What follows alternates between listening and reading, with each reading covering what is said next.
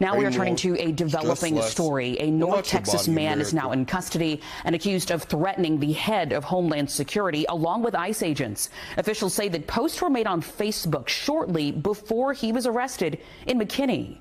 NBC5's Allie Spilliard joining us now with the details on this. Allie? Brittany, Homeland Security announced the arrest of Robert King late this afternoon, calling the posts he made alarming. In a McKinney parking lot, Robert King is seen cuffed, surrounded by local, state, and federal agents.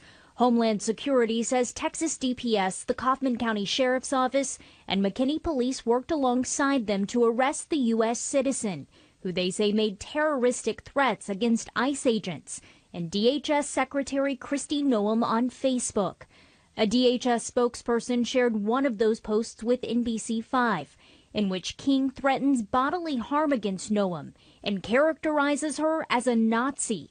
The agency says in another, King stated intentions to open fire if agents were seen in his neighborhood. I think this is incredibly serious, right? Tarleton State Criminology professor Dr. Alex Del Carmen says the case is likely built on more than just posts. If this particular charge or if this claim has been made by the Department of Homeland Security, what it basically alludes to is the fact that they must have evidence in place that shows that this person had not only, verbal comments that were made against her and against DHS, but rather that he had the ability and he had the intent of doing both. He says it's a fine line between expressing free speech and causing harm.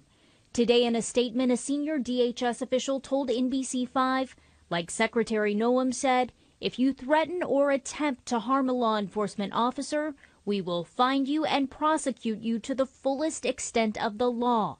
Promises made, promises kept. We don't know what we don't know about people's capabilities, their connections to others. And so when something like this pops up and it's on their radar screen and they do some digging and they find out that there may be something more than just somebody expressing their discontent towards a public figure, that's when it becomes alarming. And quite honestly, if they ignore it, it comes back on them, right?